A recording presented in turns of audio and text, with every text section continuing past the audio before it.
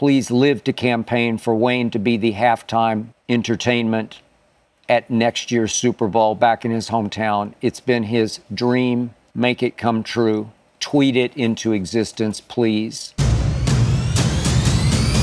relentless.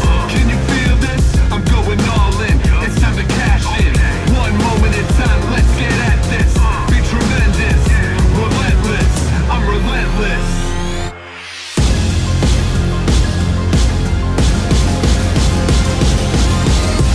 Here we go.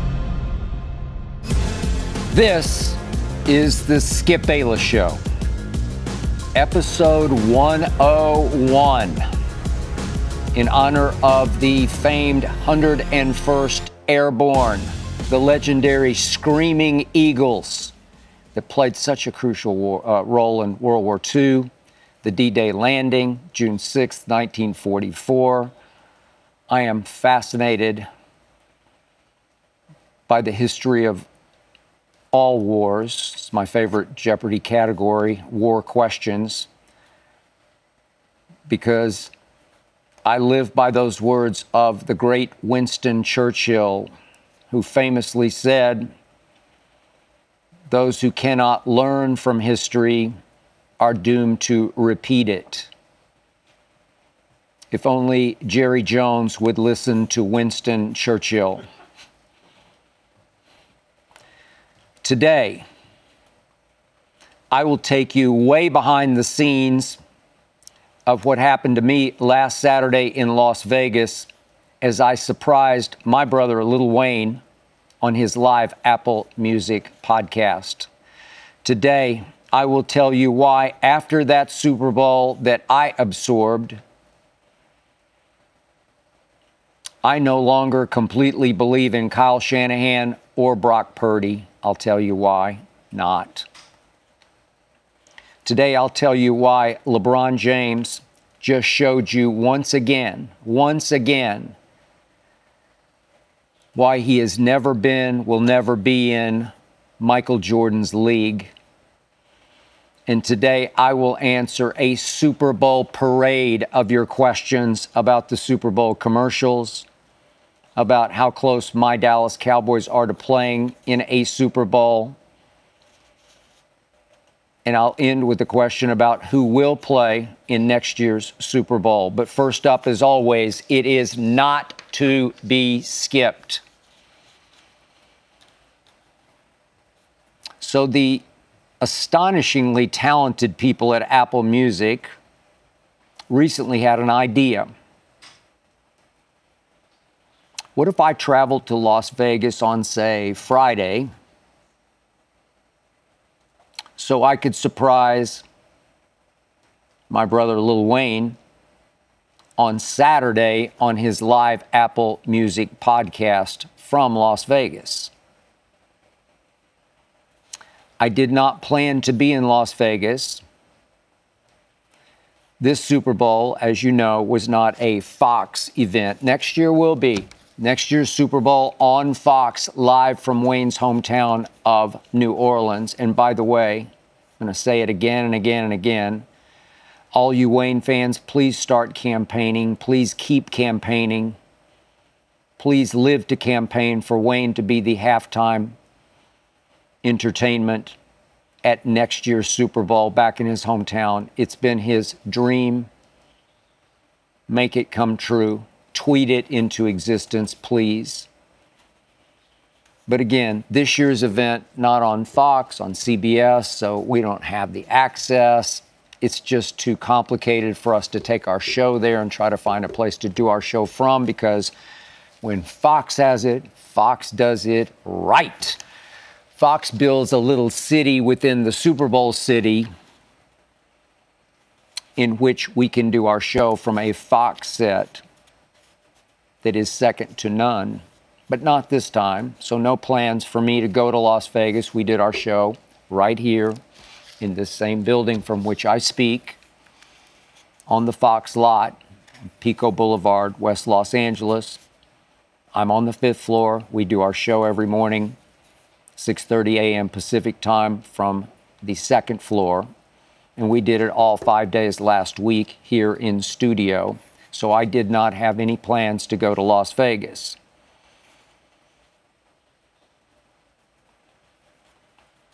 But I thought about it, and I thought some more about it. And even though the Apple Music people said, hey, we'll understand if you just don't want to fight with it, you don't want the hassle, you just want to cool out for a day before the Super Bowl Sunday. But something told me this was the kind of opportunity for which I should walk to Las Vegas, if so required. Walk to Las Vegas, if so required.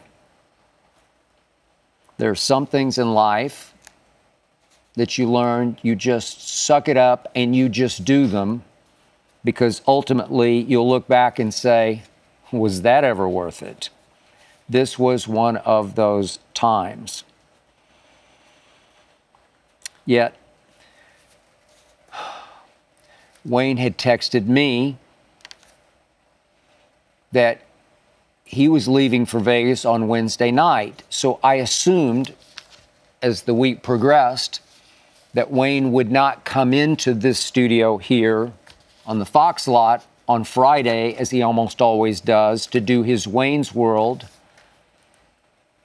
at it's 11:30 Eastern Time, 8:30 out here, every Friday on Undisputed. So I just assumed he would have to Zoom us from his hotel room in Las Vegas at 11:30 Eastern on Friday, because he would already be in Las Vegas, and he shocked me.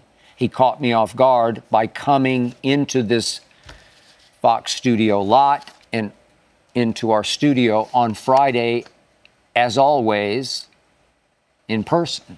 What? So I said, hey, I thought we'll just go after the show. Okay. So now I know I'm in a bit of jeopardy, because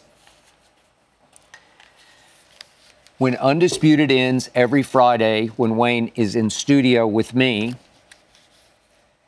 we always talk. The second the show ends, we just talk. He's sitting right at my elbow. So we say goodbye to Michael and Keyshawn, and across the floor, Colin Cowherd has started The Herd live.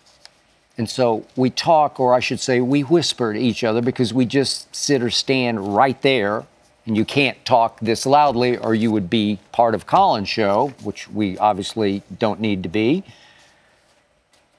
But we whisper, we catch up, we talk about this and that, any and everything. And he was telling me,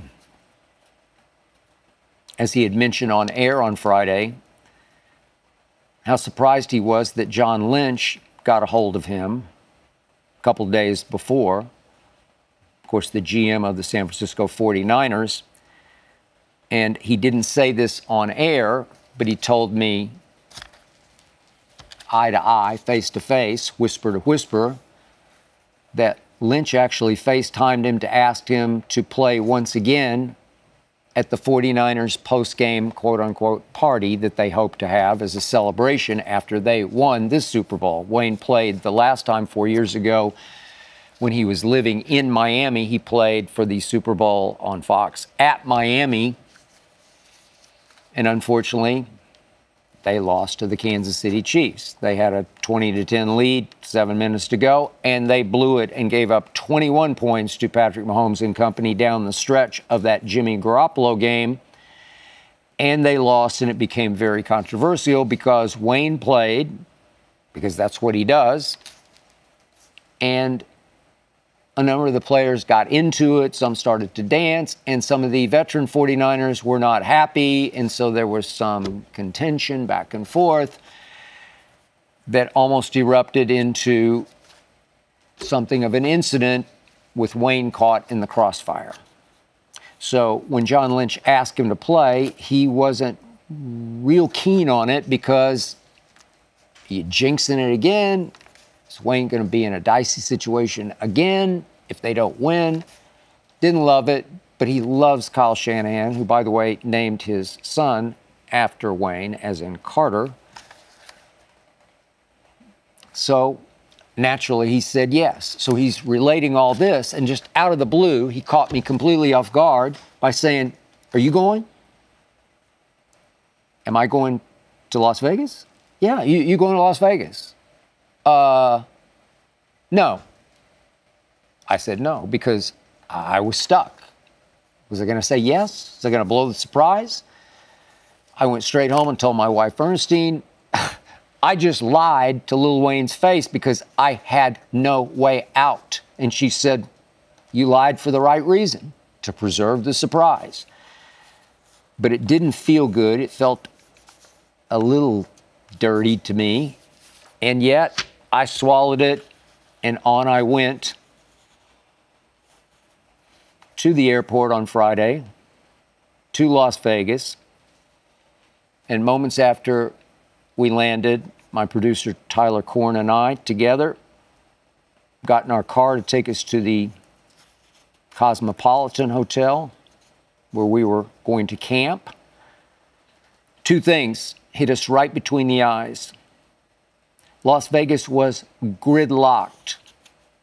I've been there many times, and you can pretty freely move from hotel to hotel. Some traffic, not a lot. 49er fans had taken over Las Vegas by Friday. Hundreds of thousands of 49er fans had driven into Las Vegas, obviously, mostly from California. Ernestine and I have driven, I don't know, 4 or 5 times from LA to Las Vegas because it's not a bad drive. It's, I don't know, 4.5 hours. Maybe if you push it, 4 hours. Not a bad drive. I love to talk to Ernestine, so we have good, deep talks. Time flies. Not a bad drive. That's what all those 49er fans had decided. I doubt that many of them had tickets. I don't know, maybe, I'll just guess, a fourth of them had tickets, and maybe 75% of them just wanted to be in Vegas to just experience the Super Bowl. Maybe watch the game in the sports book or somewhere at the hotel or I don't know, wherever they wanted to go, but they probably didn't have tickets, but they had cars. And Las Vegas was LA at rush hour on the 405 freeway. It was dead stopped. I also, once we entered the lobby of the Cosmopolitan, it struck me that more than any event I attend, at Super Bowls, I get recognized and I get mobbed. I do appreciate the love. And by the way, nobody ever, ever, ever comes at me or gets in my face or wants to criticize me for how dare you say that about LeBron James or whatever. Never, ever. It's never like that. It's all love. But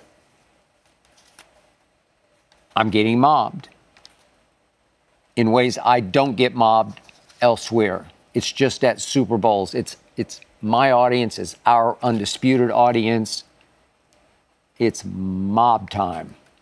So I'm gridlocked on the strip in the car, and I'm gridlocked in the lobby because once 2 fans come over for pictures, then 8 fans come over, and then 12 more come over.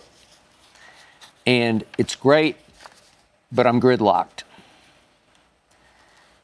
So I had several people I needed to see, wanted to see, to catch up with on Friday. I managed to pull that off, but on Friday night, I had, I don't know, 30, 45 minutes later in the evening before I was going to crash and burn because I get up at 2 o'clock in the morning on weekdays. And I thought, maybe I'll just go down to the casino. Sometimes I like to just go and sit. I'm not a big gambler. Used to bet games back in the day, but not a big casino gambler. But it's just amusing to me to take $50 and give yourself like, I don't know, 30, 45 minutes. See what happens, just playing slots, dollar slots, any kind of slots, $5 slot, whatever you're going to play, and just see you either blow your 50 pretty quickly or maybe you double it. And I've been pretty lucky, and yet I slapped myself in the face late Friday night, and I said, there's no way I can go down to the casino. Those days are over. Not at a Super Bowl. So now came Saturday, and I must admit, I was a little nervous about what was about to transpire because I am a planner, and Wayne on his podcast is more of a winger, as in he just wings it. I like to have some kind of roadmap. I can wing it too, but I just like to have some kind of idea where we're heading, maybe to a fault.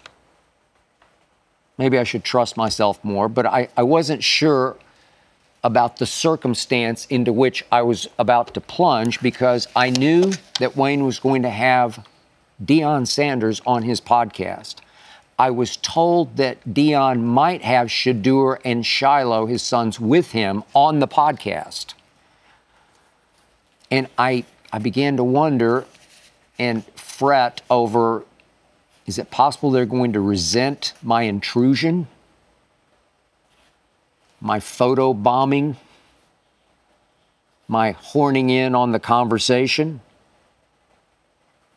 My taking valuable minutes away from the best interview in all of sports, if not all the land, Deion Sanders? I did not want to interlope on the greatest rapper ever interviewing the greatest cornerback ever,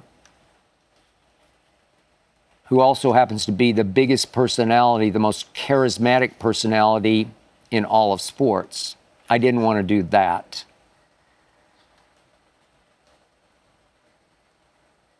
So I inch my way out of the Cosmopolitan. I inch my way from the Cosmopolitan in a car service car toward the Mandalay Bay where Wayne was set up. Met at the VIP entrance by a man who works for Apple Music named Prophet. He and Apple Music's Jennifer presided over these proceedings on Saturday. They orchestrated. They made everything work down to the second like a Rolex, because Prophet and Jennifer are simply the smartest, sharpest people I've ever had the pleasure to work with. I have participated in these kinds of events, hundreds of them all over this country and all over the world. Never, ever have I come across two people more on top of things than these two people. They get it, and did they ever nail it on Saturday? So they hustled me, did Prophet and then Jennifer, to the very back of this quote-unquote makeshift studio that had been built just for this one podcast in Vegas. And once again, Apple Music does it right, because this makeshift podcast studio was straight out of the Taj Mahal. I could have lived there. But for about 5 minutes, Jennifer had me sit very quietly at the back of a group of people, maybe 40 or 50 strong, friends and family, who were watching and listening to Wayne interview Deion within the confines of this quote-unquote makeshift studio. And the first thing that hit me was, as I glanced through the people, oh, no Shadur and no Shiloh. I think they were somewhere in the crowd, but I couldn't find them initially. But I knew for sure that up on the lighted portion of the studio, up on the set, they were not participating in the interview. It was just Wayne and Deion, one-on-one, which calmed me, because I thought This way I won't be quite the disruption and distraction I would have been if it's Wayne interviewing Deion and Shadur and Shiloh. So 4 or 5 minutes in, Jennifer led me through the crowd, and we kind of snuck up on the set. She had left an open chair with a headset for me next to Deion. So I paused a beat, and then I thought, here I go. And I kind of quietly slipped into my chair, glanced sideways at Deion, who didn't initially see me, glanced across the desk at Wayne, who definitely did not see me. And I just sat there for a moment that seemed like a year, very quietly. La-di-da, don't mind me. I'm just sitting here out of the blue for no apparent reason. And all of a sudden, Deion does look to his left and says, "Oh my God." Wayne then looked at me, but looked right through me, because it looked to me like he could not believe his eyes. And I said out loud, I just happened to be in the neighborhood. Then Deion reached over and hugged me, which gave Wayne just a moment to actually process what was happening before his very eyes. I love Deion, rarest of the rare, but so is my brother Wayne. By the way, Deion told me in the first break, he really loves you, man. Talking about Wayne, I said, hey, the feeling is mutual. I told Deion, we're more alike than most people can see or comprehend. It took Wayne a long moment, but then I stood up and reached all the way. I had to lean completely across this big desk set, shook his hand, and he immediately says, "You lied to me." Straight from the heart. "You lied to me."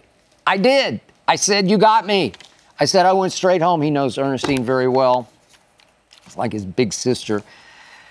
And I said, I went straight home, and I told her, I said, I got stuck. I just lied to the man's face. Eye to eye, I lied to him. And maybe he was a little hurt by that, but I think he got it, that this had all been set up, that I had no choice if I was going to surprise him, but to lie to him. And so I settled into my seat, put my headset on, and all of a sudden, I'm sitting with Deion Sanders to my right and Lil Wayne across the desk from me, and we're just talking about any and everything with no plan. It goes over here, then it goes over there, and then it goes back over here and back over there. And after a while, I forgot where I was. We were just talking. Just like we were sitting and shooting the SH. Only Saturday night, when I was back home in LA,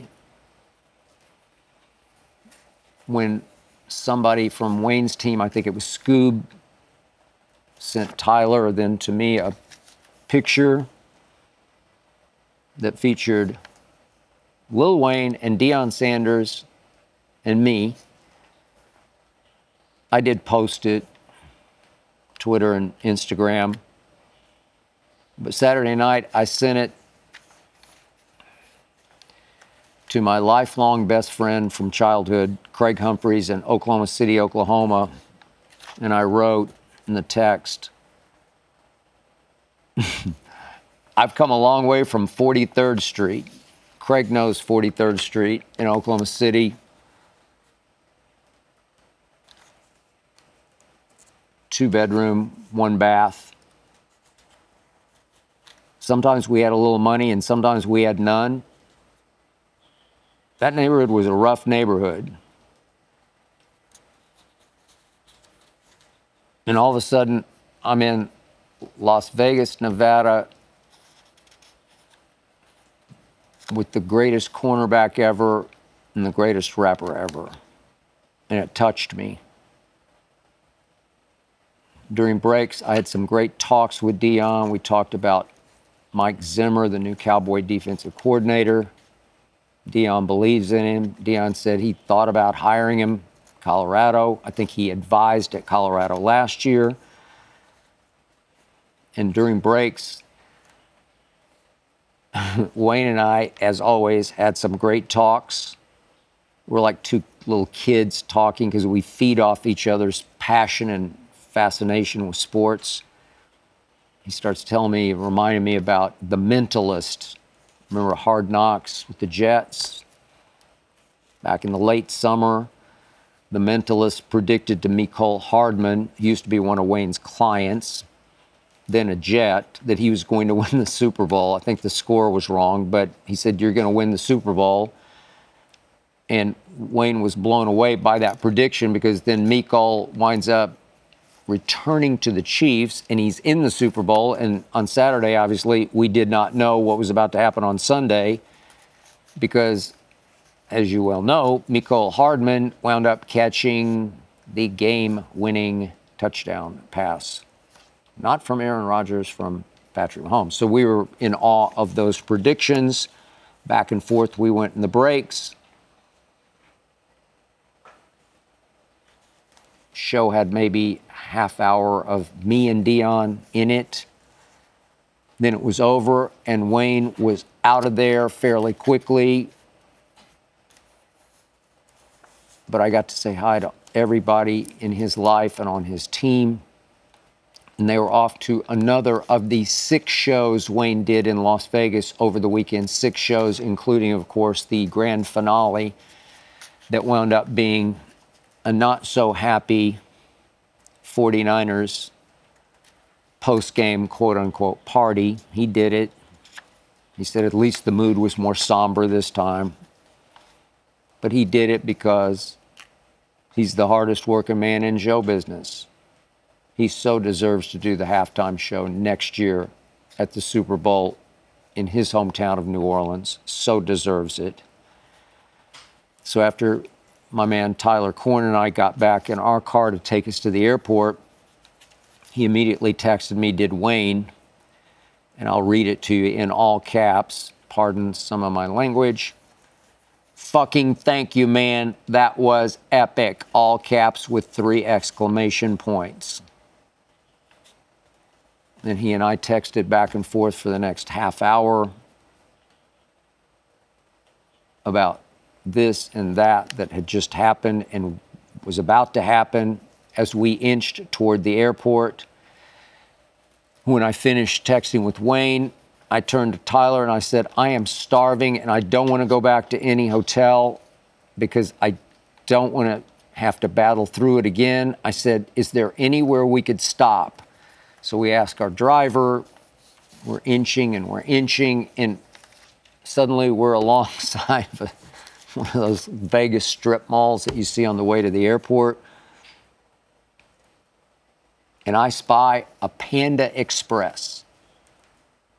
I am not too big or too proud to go into a Panda Express because even though I eat quote unquote clean, there are certain things at a Panda Express I can get and be happy with. You can get the teriyaki chicken, but you can also get very clean steamed broccoli and rice. Not fried, just steamed. So I'm thinking, I tell Tyler, I can make that work. Let's just try this.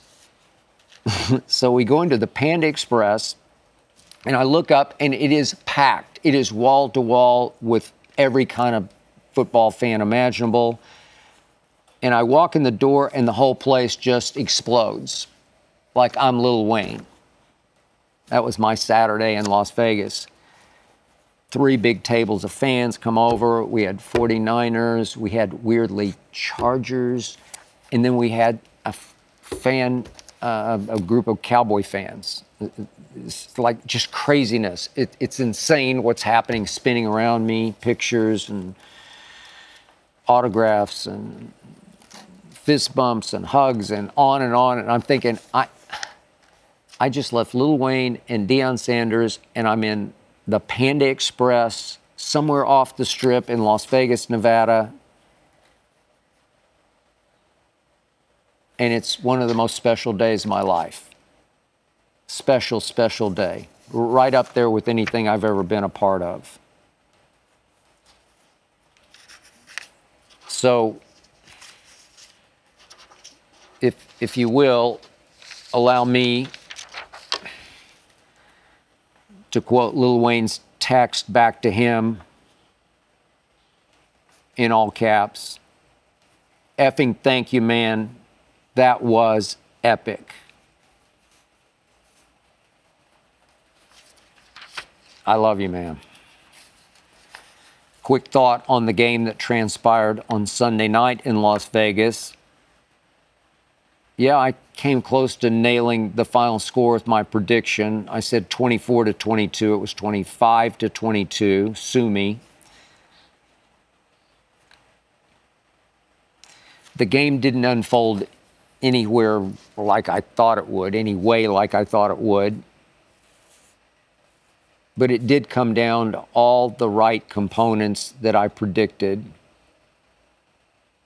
49ers obviously had chance after chance after chance after Mahomes threw the early third quarter interception and just looked lost while doing it. But in the end, as I did predict, as I believed with all my heart and soul, it boiled down to this. Kansas City had Mahomes and had Travis Kelce and had Andy Reid and had Coach Spags coaching that defense, masterminding that defense. And San Francisco had Kyle Shanahan and Brock Purdy. Simple as that. I'm sorry. More than ever, I don't believe in Kyle Shanahan, and I don't believe in Brock Purdy. And I like the heck out of both of them, seriously, from my heart. I think they're both really good people. I've never heard a bad word about Kyle Shanahan. Wayne loves him. Named his son after Wayne. Richard Sherman, I work with on Undisputed, just loves him and swears by him and never at him. And the more I listened to Brock Purdy building up to Super Bowl week, the more I liked him off the field. Love it that he shares his faith. I share his faith. I just don't really believe in him as a top-tier Super Bowl winning quarterback. I think he'll always be very good, but never great. It's a gut feeling. And in the end, Andy Reid and Spags just coached rings around Kyle and Steve Wilkes. Coached rings around them. Every button the Chiefs coaches pushed turned to gold.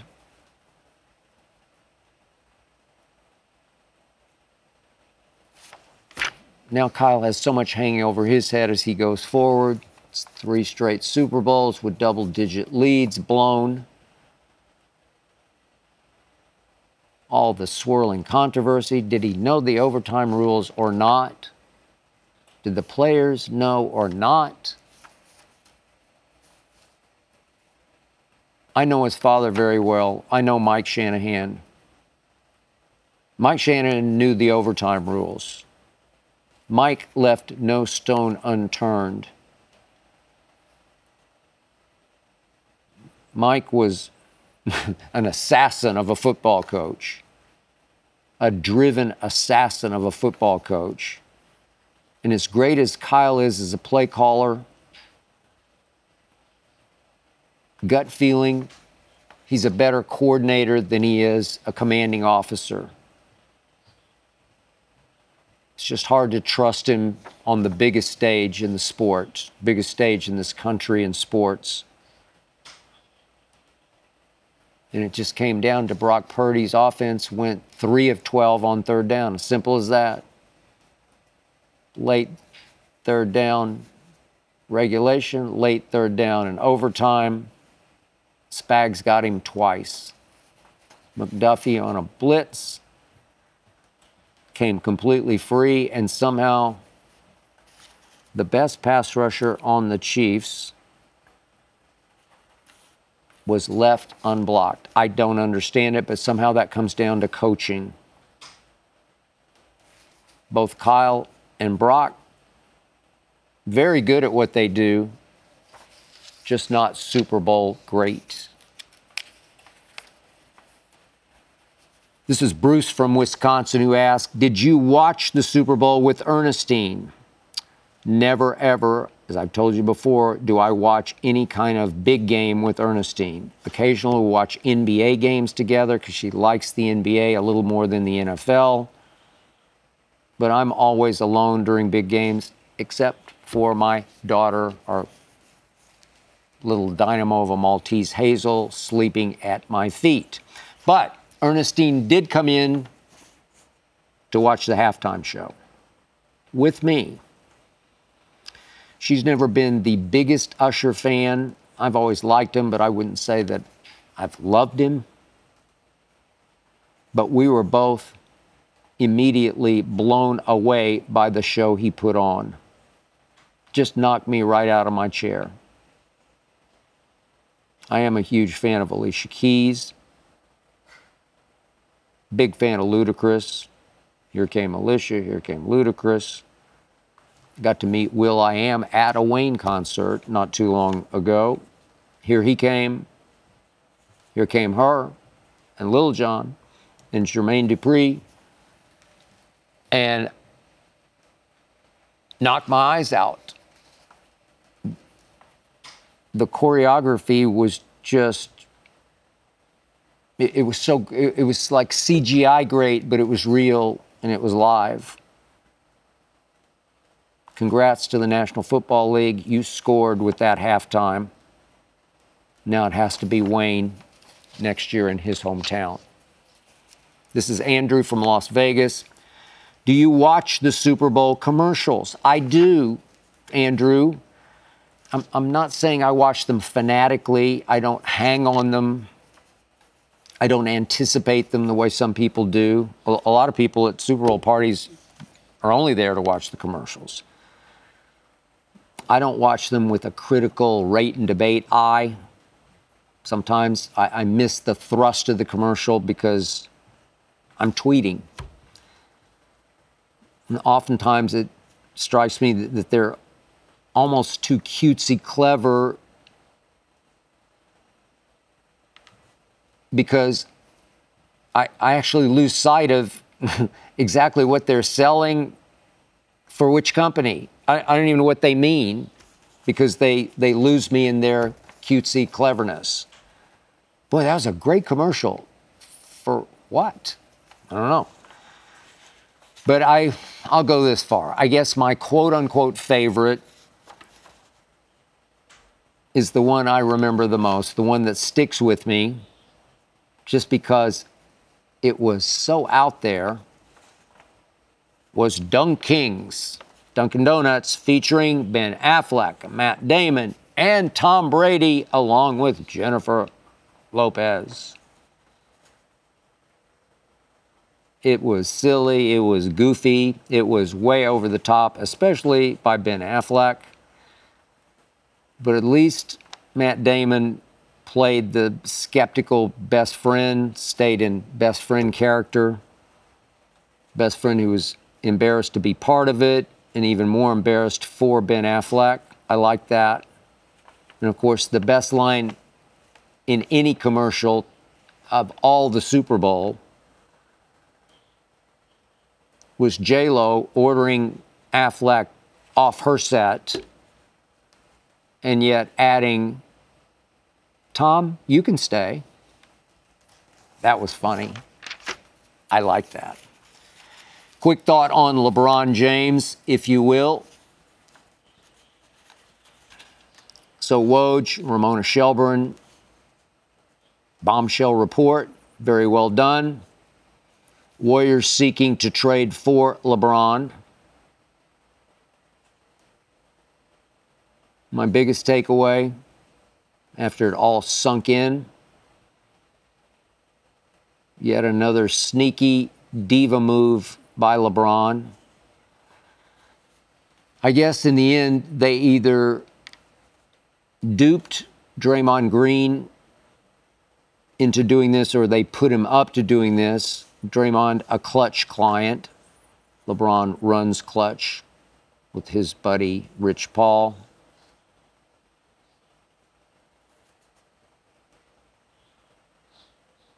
And it was clear to me from the start that Draymond encouraged his owner, Joe Lacob, to contact Jeannie Buss to see if she would be interested in trading LeBron to Golden State. Also, Daryl Morey requested for the Sixers.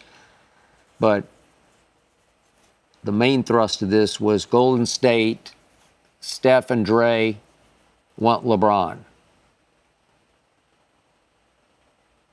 And yet, Jeannie says, I don't want to trade him, but if he wants to be traded, we'll see what we can do. So she redirected Joe Lacob to check with Rich Paul, Clutch Sports, and then said, no, LeBron is not interested in being traded.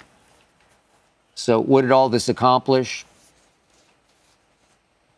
Maybe some added leverage for LeBron with the Lakers. See, look how many people want me. Maybe a little added mystique, a little aura, a little more power to a man who can be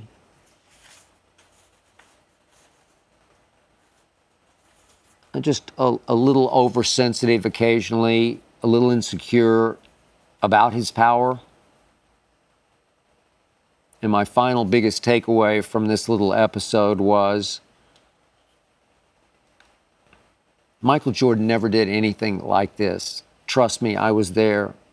I got to know him. I covered him. Never anything like this.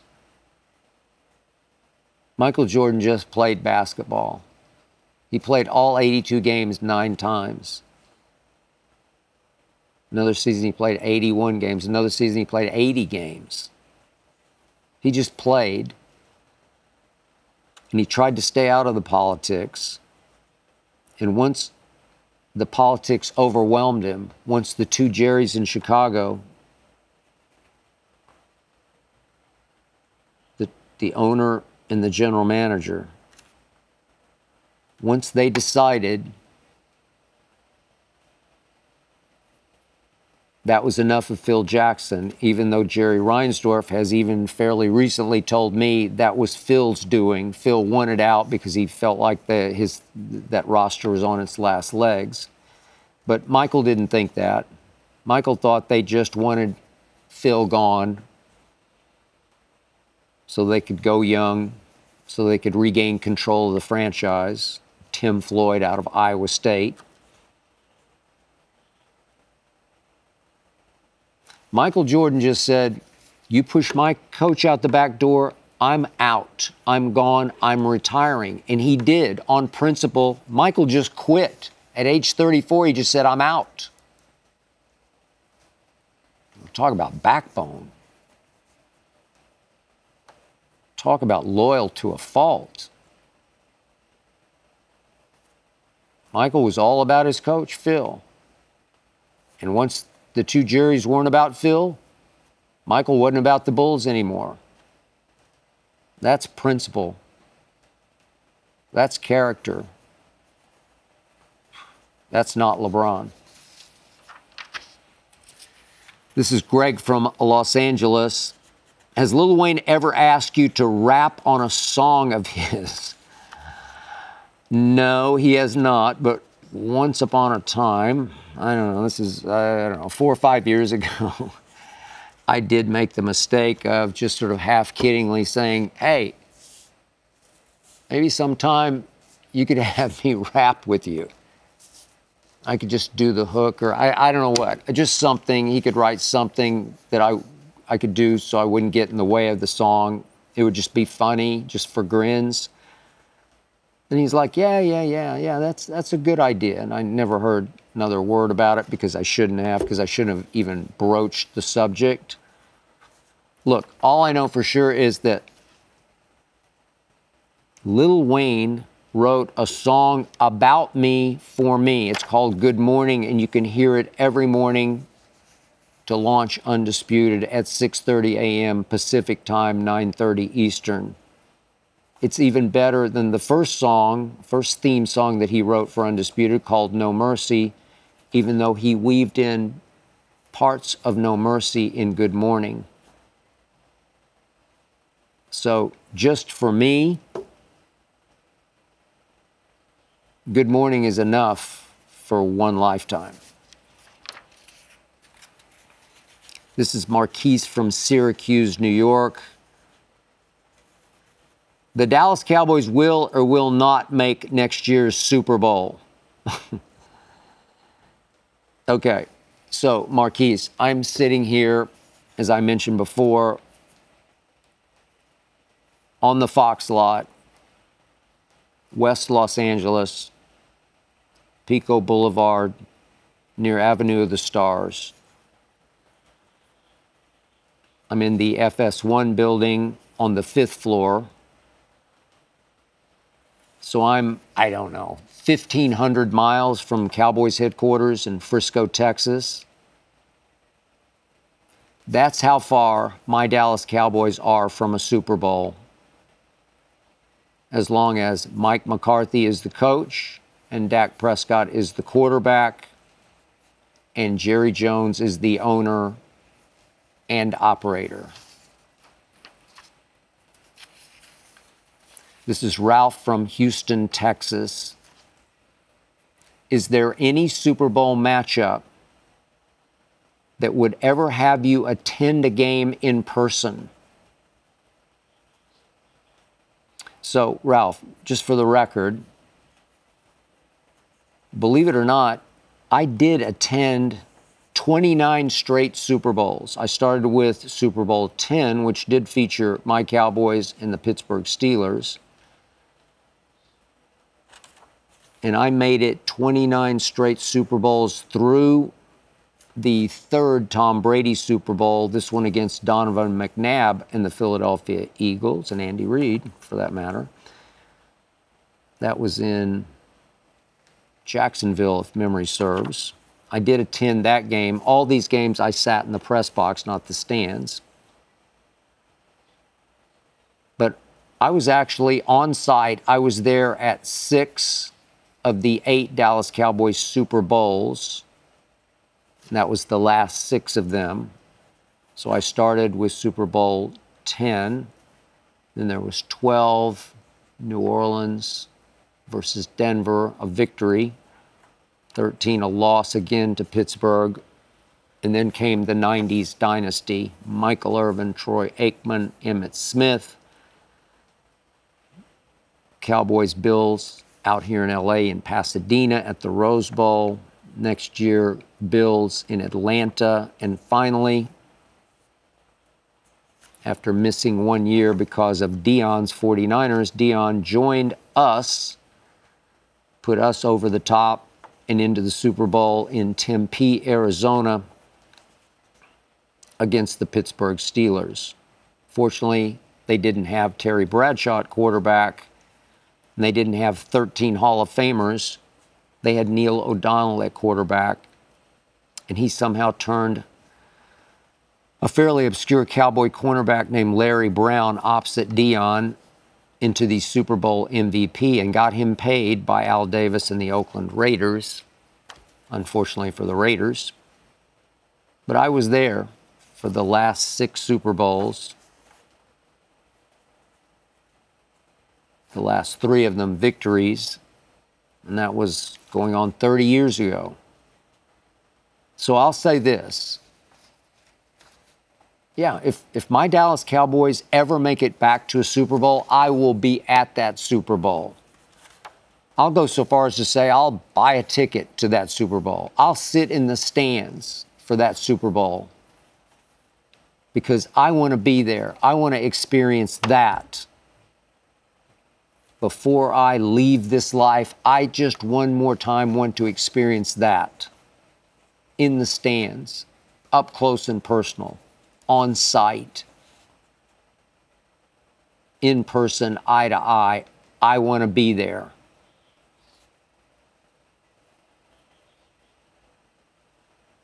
But I'm not holding my breath. Finally, this is Howard from Glen Falls, New York. What is next year's Super Bowl matchup? Okay, Howard, just for you, I will go completely out to the very, very end of the limb as it creaks and cracks beneath me. I reserve the right to change this prediction. But in the few days after the Super Bowl we just absorbed, I will predict next year's Super Bowl teams will be the Cincinnati Bengals and the Green Bay Packers. I still believe that Joe Burrow is a little better than Patrick Mahomes. I can't back that up with numbers because Joe Burrow has not been able to stay healthy. He obviously played in only one Super Bowl, and he played very well, but narrowly lost to Matt Stafford and the Los Angeles Rams. I still believe in him. I'm going to go Michael Irvin on you because Michael often throws at me on Undisputed that he uses his eye gates to tell him that Patrick Mahomes is already better than Tom Brady. Well, I'll use my eye gates to tell you right here, right now, Joe Burrow is the closest thing to Tom Brady this league has as we speak. Joe Burrow is a little better quarterback than Patrick Mahomes. Joe Burrow is 3-1 against Patrick Mahomes, having beaten him in an AFC Championship game at Arrowhead, and having almost beaten him in an AFC Championship game at Arrowhead, in which one of his defensive teammates lost his mind and tackled Patrick Mahomes out of bounds on a crucial late-game play that pushed Kansas City 15 yards closer to a 45-yard walk-off field goal. That's how close that game was. I think Joe Burrow has Patrick Mahomes' number. That's just me. And I've told you before, I actually wrestle with the thought of changing allegiances next year and jumping on the bandwagon of my brother Lil Wayne's team, the Green Bay Packers. I used to despise them when Aaron Rodgers was quarterback, but I love me some Jordan Love. That team annihilated my team when I least expected it this year. The youngest team in the NFL, a 7.5-point underdog, went into Jerry World in a playoff game as the 7 seed against my Cowboys being the 2 seed with 2 gimme playoff games on the table at Jerry World. Green Bay and then Detroit. And then on to San Francisco to finally get revenge, 3rd time's the playoff charm against those 49ers. I saw it like it was a vision. It was 27-0 before halftime. It was 48-13 early in the 4th quarter. It was Jordan Love doing whatever he wanted to do as the best of the young quarterbacks, and we got a bunch of them. He is the best. He's got Super Bowl written all over him. That team has Super Bowl written all over it. That receiver room might be the most talented depth chart of receivers in the league. They go 6, 7 deep, and they're all potentially number 1 receivers. So I'll go Joe Burrow over Jordan Love in next year's Super Bowl. but don't hold me to it. Not yet. That's it for episode 101. Thank you for listening and or watching. Thanks to Jonathan Berger and his All-Pro team for making this show go. Thanks to Tyler Korn for accompanying me to Las Vegas and producing. Please remember, Undisputed every weekday, 9:30 to noon Eastern Time. The Skip Bayless Show every week.